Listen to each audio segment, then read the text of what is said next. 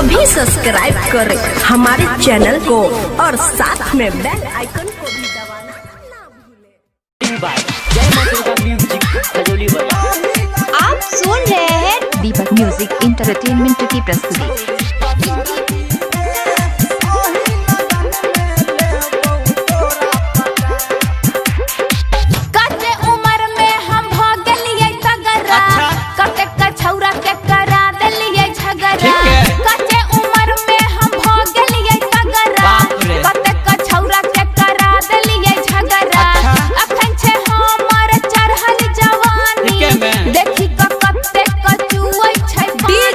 दीपक छौरी पकड़ की गे ओही लगन में ले तोरा पता। क्या छौरी कुमार की गे अच्छा लगन में ले तोरा पता।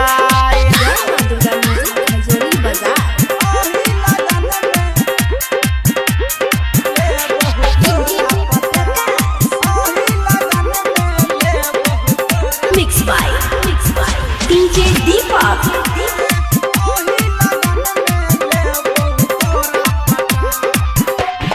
चले न एना तू ऐठ का कोई लाल तो चुम्मा पटक का।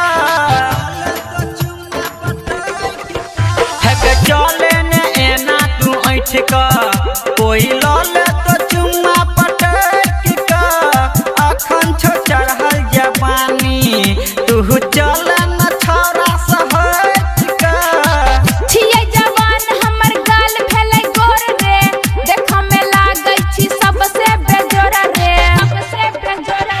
छौरी पकड़ की गे ओही क्या?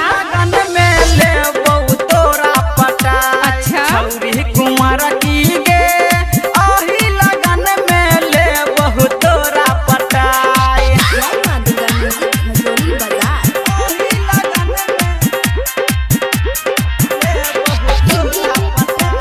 क्या नाम है आपका? मिक्स बाय डीजे दीपक।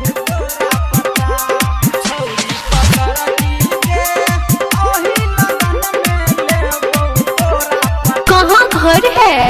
सिजौल कोई खा तो दूध में कछाली। बजरंग जोल सिजौल। देखबै न गाला कलाली कोई खा तो दूध में कछाली। कहै छौ राहुल राम कुमार जाइत लब ठोरा कलाली। कहै छौ रूपी पंडित सुनै रे मरदा एकई फाइट में छोड़ा दे बौगरदा। छौरी दीपक।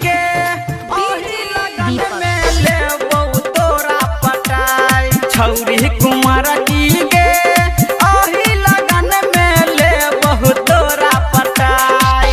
कते उम्र में हम भ गेलियै तगरा कते का छौरा के करा। क्या नाम है आपका? नाम तो आपने सुना ही होगा। कते का छौरा के करा देलियै झगड़ा। अखन छे हमर चढ़ल जवानी देखि कते कचुयै छै पानी।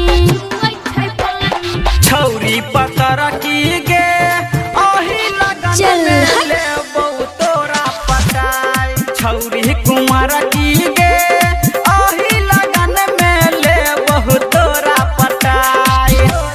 Mix by DJ Deepak.